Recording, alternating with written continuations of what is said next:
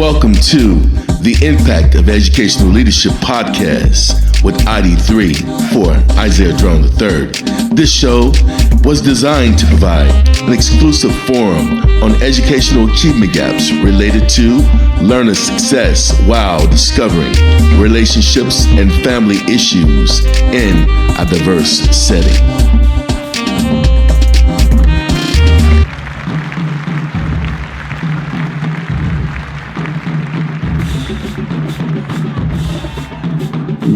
Welcome to another night, impactful night of the Impact of Education Leadership. This is episode 54. I'm your host, ID3 for Isaiah Drone III. Tonight's panelists are the lovely Miss Nina Taylor, TarNeisha A. Mukoko, and Dr. Stephen Jones. Ladies and gentlemen, please say hello to the people. Hello, everyone. Hello. Glad to be here. Awesome. Well, tonight's topic is one of legacy, and that is, how will the 2020 elections impact HBCUs? Historically, black colleges and universities, HBCUs for short, were established to serve the educational needs of black Americans at a time when many schools barred their doors to black Americans. These colleges offered the best and often the only opportunity for a higher education. Current status in 2015, the share of black students attending HBCUs had dropped to 8.5% of the total number of black students enrolled in degree-granting institutions nationwide. With this in mind, since predominantly white institutions receive more funding, they are able to increase their scholarship loads, which is another reason why black college students say they choose the PWIs over the HBCUs. Having better funding also equates to having better classroom settings, high quality teachers, and better overall practices and settings. Students can choose from 99 HBCUs across America, including public and private schools, 2-year and 4-year schools, and the professional schools. Tonight we want to talk about the HBCUs and how will the 2020 elections impact those colleges. Our first guest, our first panelist, I'm so glad we got him here, and that's Dr. Stephen Jones. Sir, how you doing again, sir? I'm wonderful. Absolutely. Well, thank you for being here again. Let me tell you a little bit about Dr. Stephen Jones. Is a Philadelphia native who has 29 years of experience as an educator, presenter, and author. Dr. Jones earned a BA in psychology from Widener University, a master's in education from Howard University, an MBA from Philadelphia University, and a doctorate in education from Widener University. Dr. Jones has devoted his career to helping thousands upon thousands of students from across countryside. He has used an extensive part of his career at Philadelphia University, Drexel University, and the Metropolitan Career Center to help students who have poor study habits. Dr. Jones believes that students can achieve better grades. They are given the right tools to overcome test anxiety, poor time management, and the inability to focus. Dr. Jones is launching a national tour to eradicate the dropout rate. We want to thank you for that, sir. His goals are to travel to all 50 states.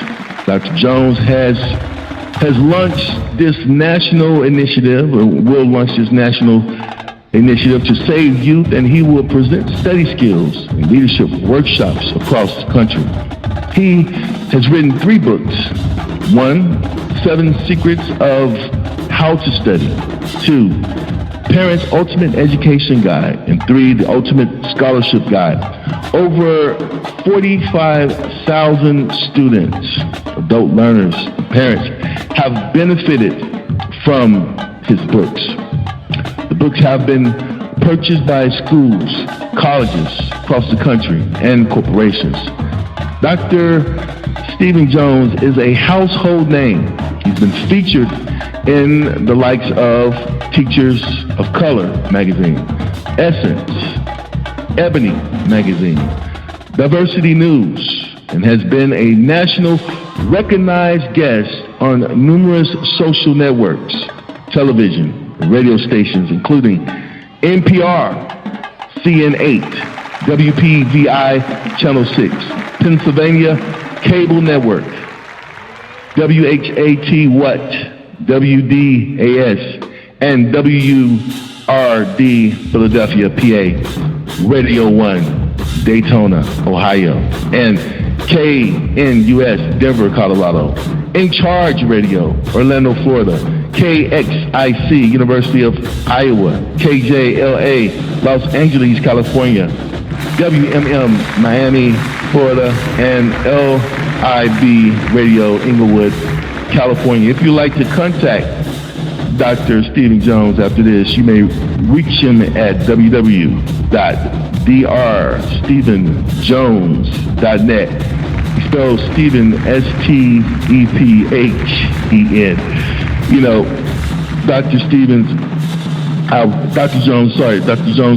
I really am impressed with your track record, sir, and all the many things that you've been doing throughout your career in education. And, you are a graduate from a HBCU, so I thought it would be perfect to bring you on this panel for this discussion to start us off. And so, with that being said, sir, with your history and your experience and with your perspective in education, had experiences with both colleges. How will the 2020 elections impact HBCUs moving forward? What are your thoughts? Yeah. So I want to preface it by talking a little bit about K-12, because with what we've experienced in these last several months with COVID-19, a lot of the children who should have been educated at a certain level have missed out and continue to miss out on the appropriate education so they can be successful at the next level. So there's a lot of bridging the gap that needs to be done with the students to give them a better preparation as they consider going to the historically black colleges and universities across the country. And it all begins with the amount of time that we're willing to invest as educators, as parents, as community leaders in our young people, recognizing that they may not be getting the same kinds of preparation that we had entering in. And I know that very often it's still a big struggle, even when students have been somewhat adequately prepared when they arrive at the doors of historically black colleges and universities and other universities. Just the challenge that is there. And so as we talk about politics, we know that in this last rendition of the president, that he has focused more on private schools and charter schools than on public schools. And I believe that if he continues to be the president of the United States, that direction will continue to grow. We won't see it reducing itself. We'll see it expanding itself to that the government and the push towards state governments giving more funding to the private schools. And that affects, again, the number of African American students that are prepared to go into the historically black colleges and universities. And when I think about if Biden is brought in, of course, she has Kamala Harris, which is from a historically black college and university. So I would think that she would have some passion around supporting the historically black colleges and universities, knowing that HBCUs are continuously not given sufficient funding to operate, but somehow, in spite of all of that, they continue to thrive and survive and find ways to invest back in helping those who will be disenfranchised from education to get access to education. And I think that there needs to be more partnerships and accountability. If Biden and Kamala are brought in as the president and vice president, that we still have to hold them accountable. It's not going to automatically happen because now they're elected. The community leaders, the presidents of these institutions, and other leaders are going to have to hold them accountable if we expect the number of historically black colleges and universities to continue to grow. And we've actually lost, it seems like every decade we've lost a few of them, and we need to stop the bleeding. We need to really support and ensure that whether whoever's president and whoever's in office, that they know that we gain a great, tremendous benefit from having the historically black colleges and universities provide education to citizens around the country. And they're providing it at all levels. The associate, the bachelor's, the master's, and the doctorate degrees come out of historically black colleges and universities. And specifically, I can talk about, since I'm at Villanova University as an associate dean, we try to make sure that we're increasing the number of black engineers, and hopefully we're doing a great, tremendous job in historically black colleges and universities. We need more scientists and engineers specifically coming out of those universities. So that's just my prelude in conversation. Wow, that was powerful, and I really appreciate your response, Dr. Stephen Jones. Again, you can contact him at drstephenjones.com. I like the way you tied in the challenges, and I think those challenges will continually be met if we uphold the tradition of our historically black colleges, what they stand for as far as character, right? And a lot of times our kids, our minority kids, right, who these colleges were designed for, a lot of times now they're not taught character in their different environments. They're not taught character in some of the families. A lot of the family moral values have been bleeding as well. And so we need these support systems. We have to have these support systems, and they have to be set in place. And the only way we're going to get to that, like you said, is through partnerships. And we're going to need money for those partnerships to happen, right? Because we're talking about retention. We're talking about attrition. We're talking about challenges, right? And I like how you tie that into our public schools and our private schools, because now this has become a battle, right? A battle, if you will. And not only just with those two institutions, now you have in the mix charter schools. So now you have charter schools who are taking over or trying to take over. They have this huge movement against public schools. And, I'm not going to sit here and just, come against and challenge everything that charter schools stand for, because I'm sure they have their certain place and they are successful in what they do. But, public schools, though they were not here first, I think private schools were here first because it was provided for people that had money, education was.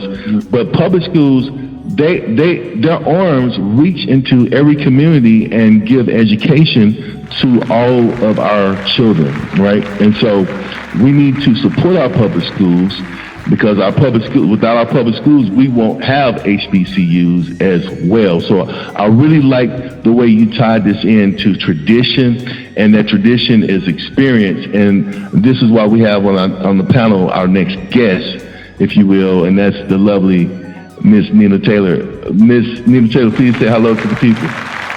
Hello, everyone. How are you? Let me tell you a little bit about the lovely Miss Nina Taylor, who is now syndicated. Nina has a bachelor's of science in both broadcast journalism and psychology. During her 30 years of radio. Nina became the station promoter and brought many outstanding national gospel artists to Ohio while promoting the radio station. Nina has an international news segment entitled The Gospel News that airs on over 400 stations. Nina, help me out here. Which one is syndicated now? The news segment and the show. And actually, it's well over 1,500 stations worldwide. And so she's on over 1,500 radio stations, and we're just so honored to have her here with us this evening. And Nina, my question for you, because I love the way you take a complex question and you break it down into bite-sized pieces so everyone can enjoy it. So with that being said, my question to you is, what are some of the interpersonal skills and respectfulness that you were taught when you attended an HBCU that we need to teach and keep going for our young people moving forward? Okay. This was back, a while ago, back in the 80s. I was straight, what do you call it? Straight off the streets. I did love school. I did take pride in my education. I did graduate with honors and all that stuff. But when I went to college, and I had no idea. Now remember, everything happened like pretty fast. It was like one day, oh yeah, I'd like to go to college, but I have no idea of how to go or what to do or who to call, or even I don't know anything about the schools. And then within a couple of months, all that changed. And I was on a bus, doing a tour of the HBCUs, and it just totally changed everything. But I had this idea when I got there that college was full of a bunch of rich kids who, maybe their parents were doctors and lawyers, and, I just had no idea of what it was going to be like. Even after spending the weekend there, I thought all the kids were rich. I thought, they came from, a background nothing like mine. But when I got there, I found out that was totally different, that a lot of the kids were like me. They were inner city kids that had grown up in projects. Me from Philadelphia, my roommate from Chicago, from Cincinnati, from Detroit. It was a lot of inner city kids that were basically, we all had the same background. We came from single parent homes, and I was really shocked because I didn't want anybody to know, anything about me. I wanted to come in, with this facade of someone else. But once I got there, I found out, that we're pretty much all the same. And these are the types of teenagers and people that they wanted to attract to come to college, ones that thought they had no way to go. They didn't know what to do, that were pretty much unsure what their futures were going to be. One of the main things they taught us was to have pride and respect in ourselves. First thing, I had never been spoken to like I had been spoken to by some of the faculty, some of the staff there at school, telling us that we were descendants of kings and queens. I'm like, what? Where did they get this from? All this was brand new to me, about having pride in myself and my African heritage. Had never spoken to anyone about anything like that ever in my life. Didn't know anything about, the background of my family. If I had to do it all over again, I would major in genetics and genealogy. That's how much I grew to love it. But those kind of things instilled in us that pride, and I didn't know that they had a similar background to me because they had that pride. They weren't walking around like me, like, oh man, I'm from the project. No, nobody was doing that. They had that pride instilled in them, very quickly when they got to that school. That's why I didn't see what I saw myself in them. That's why I thought they were all rich and they all came from, educated doctors and lawyers. So that was one of the main things. I think it changes you because you begin to look at yourself a whole lot different. They say, yes, we're all, African-American people, and this is what we come from, and this is what we can be, and this is what we want you to be. That's why you're here. That's why we're here. And so actually being in an environment where people like that, cared about you and really pushed you. You hear all this crazy stuff in the streets, like, oh, don't go, they call it, a black school because they ain't gonna do nothing but party, they ain't gonna do this. Was nothing like that at all whatsoever. Yes, all colleges party. You know, I live near the Ohio State University, and nobody parties like they do, you know. But still, the school has a reputation. Our school had a reputation, but that wasn't true. When it was time to hit the books, the class, it was a first-rate education, you know, one that I'm proud of, along with the whole culture and environment that you get. And you see it when you travel to other schools. I was in the band, and I traveled to Tennessee State, to Kentucky State. We went down south. We went to St. Louis. You know, we traveled to different HBCUs, participated in bowl games, and you just see it. You can just feel it. It's a whole different atmosphere that embraces our culture and helps us to grow into what we want to be. And that is the main thing, and one of the things that I'm totally proud of then and now. Nene, you know I can listen to you talk all night long, all day long. Okay? I was about to go get some coffee and just, okay? Just stay away. You know, no. But you talked about the experience, right? Yeah. And you talked about the misconceptions, if I can use that word. You know, but the thing that I honed in most on was that you received so much direction, right? You received direction, but you had to receive correction, but it was done in love, and that's how you felt, right? Mm-hmm. And it caused you to strive for perfection. Mm-hmm. And that's what educators do. That's what good educators do. That's what people like Dr. Stephen Jones, you know, he does that. And this is what makes him so successful. That pride, that initiative, that motivation, that commitment, you know, all that mixed in with discipline, right? And so this is how you empower your students, your kids. You empower them to be great. You empower them to have esprit de corps. You empower them to be focused and organized. And I want to thank you for your response. It's, you know, you don't get syndicated being boring, okay? Let me just correct you on that. That's correct. You don't get over 1,500 stations being bored, okay? So let me, I want to bring in our next panelist, and that is TarNeisha A. Mukoko. Are you there? Say hello to the people, please. Hey, y'all. Hey. Okay. Well, let me tell you a little bit about TarNeisha A. Mukoko. Is a purpose life coach, educator, minister, mentor, and motivational speaker from Fort Worth, Texas. She has had over 14 years of experience working and leading in these areas. These experiences have included working in higher education as a senior admissions advisor, as well as a college adjunct professor. Experience working with low-income and minority students and teaching elementary schools, as well as academic and college counsel for high school students. As an advocate for all, TarNeisha works with people in their communities to help others overcome any challenges, so that they may have victory in their lives. She believes in helping students to achieve academic success and to reach their full potential. She holds a Bachelor's of Arts degree from the University of Texas, Arlington, and 2 master degrees, Master's in Business Management from the University of Phoenix and Master's in Educational Leadership. She has also received her life coach certification from Grand Canyon University. TarNeisha has experienced a lot during her career and in her personal life. Through this process, she has discovered a passion for educating, empowering, and evolving, others to be successful. Her message challenges people to follow their dreams despite the circumstances that they face, and encourages them to make positive choices that will empower them to reach their full potential.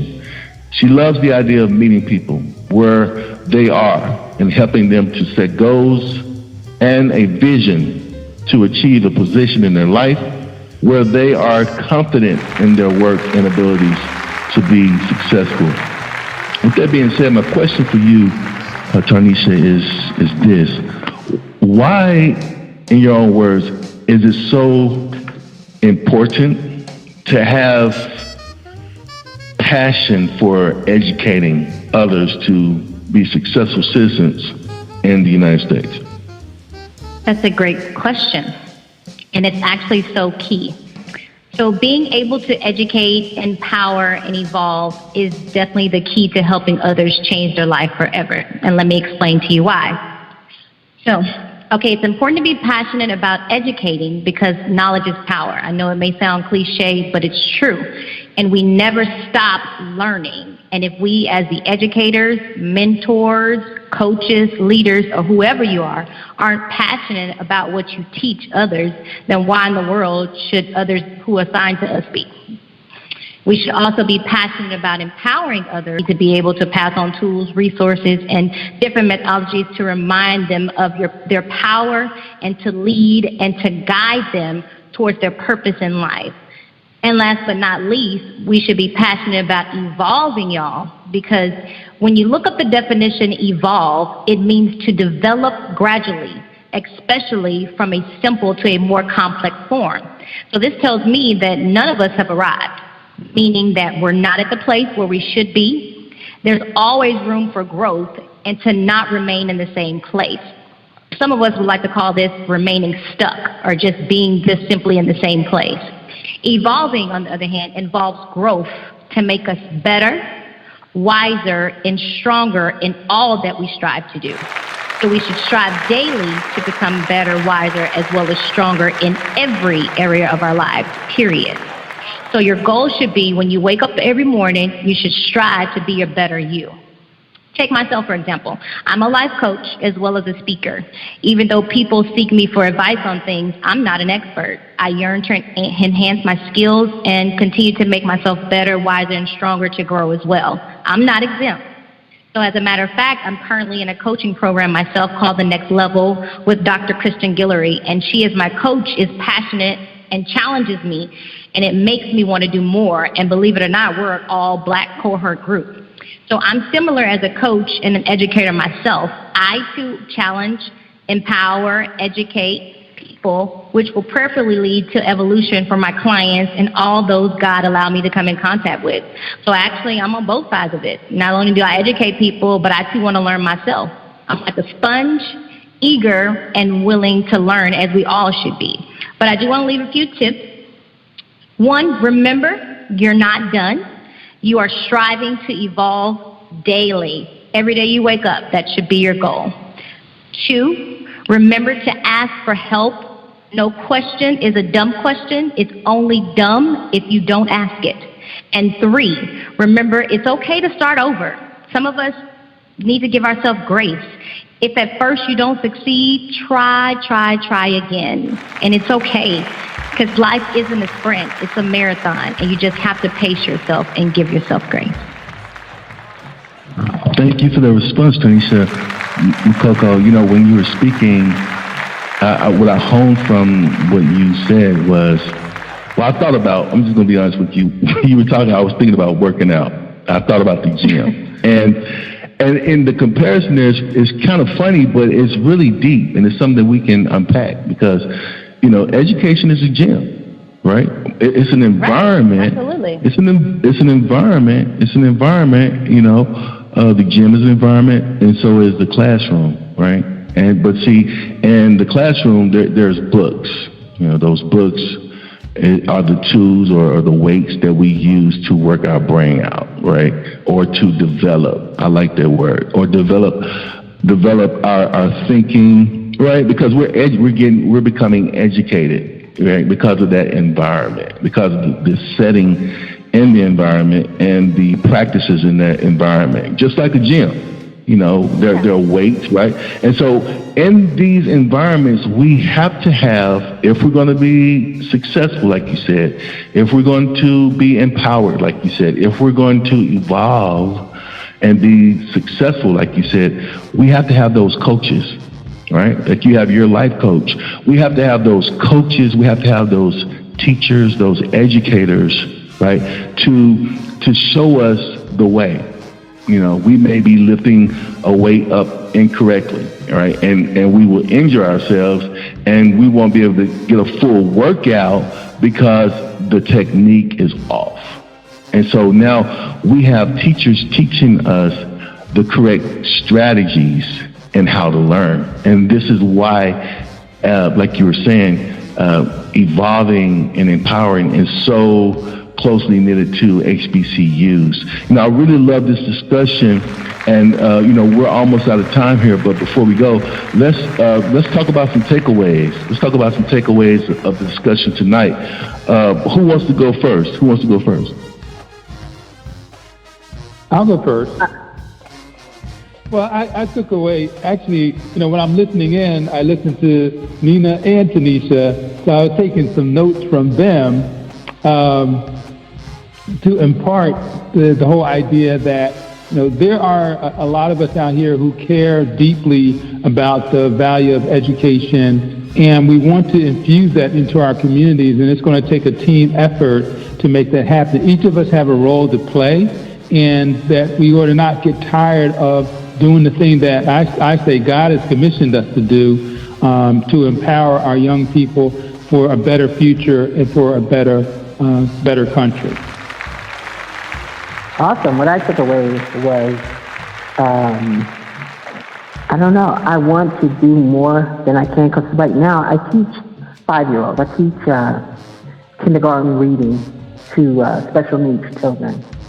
And I try to instill the pride in them now at 5 years old, when they're just beginning. That is one of the things that I pride myself on, is being able to take someone who, their first thing out of their mouth is, I don't know how, I can't do this, I can't do that. And it's like a totally different child by the halfway through the year.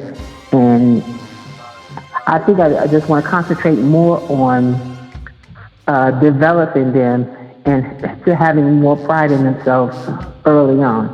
What I took away is that we shouldn't be afraid to use our voices. Our voices equip transformation for others, change for others, life for others. So our experiences, our education, our lifestyles, our everything are key to helping others be a better themselves.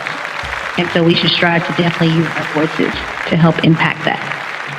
Absolutely. Well, listen, I just want to thank each and every one of our listeners for listening in tonight. This was another impactful night of the Impact of Educational Leadership. This was episode 54. I'm your host, ID3 for Isaiah Jordan III. Our panelists tonight were Nina Taylor, TarNeisha A. Mukoko, and Dr. Stephen Jones. Good night. Welcome to the Impact of Educational Leadership podcast with ID3 for Isaiah Drone III. This show was designed to provide an exclusive forum on educational achievement gaps related to learner success while discovering relationships and family issues in a diverse setting.